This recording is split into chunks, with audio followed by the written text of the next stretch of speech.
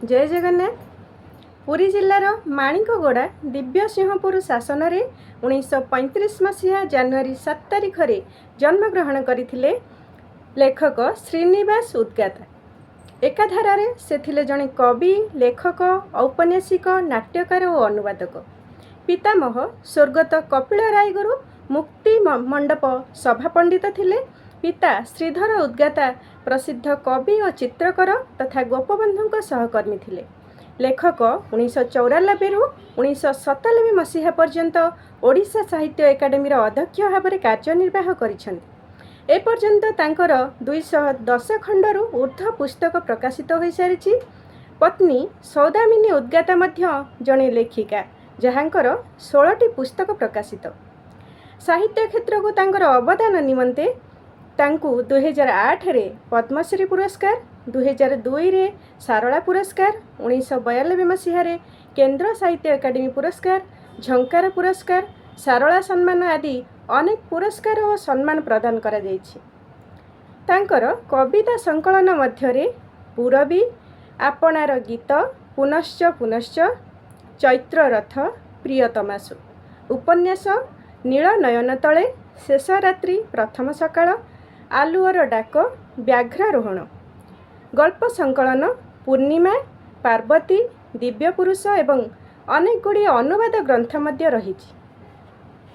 तेबे आज तांकर एक कविता पिकनिक, आसंतु एही कविताटी पाठ करिबा। पथ ओगाळिबा लगी आम पछे आसिला दौड़ी, से पहाड़ तार झर, आसन्न संध्यारे सुनाबर्णी आलोकर झलमल, फाल्गुन बौल, आमे किंतु पारिलुनी रही।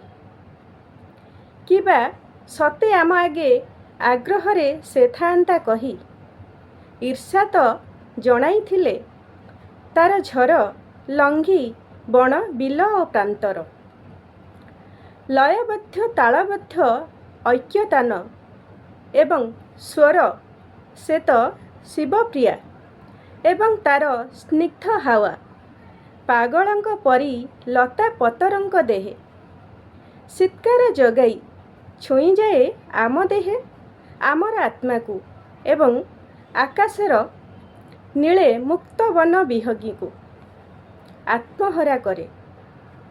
अजगर परी सुप्त आम जीवन रे अकस्मात आजी बन करे सानिध्य और मुग्ध आलापर अवसर पाइथिला बेले, सेमाने रहिले पछे केउ एक रोमांटिक कवितार मनघेना दुई धाड़ी परी, अचानक उड़ीथिबा बांधवीर नील शाढ़ी एवं किछि उन्मादना परी, सेमाने रहिले आमर मधुरहास, परिहास, प्रगल्भ आवेगे परिपूर्ण उन्मादना एवं किछि अर्थहीन आलापर स्मृति।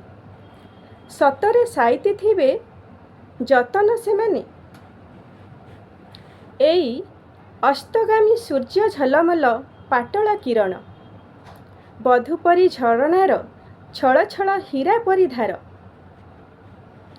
कटी मेखलार परी एई रास्ता नग्न नायिकार, अजत्न आलुलायित केश परी श्यामल बनानी, सतरे चिन्हिबे पुणी आउ थरे आमको आसिले, आमरी मनर आम हृद आल्बम चिरंतन करिबे तो श्याम, नाना मूर्त अमूर्त छविरे, आमरी मनर आम हृद आल्बम चिरंतन करिबे तो श्याम, नाना मूर्त अमूर्त छविरे। धन्यवाद। भल लगी लाइक करिवे, शेयर करिवे, कमेंट बॉक्स रे मतामत देबा को भूलिबे नहीं। आज पई रहुची, नमस्कार।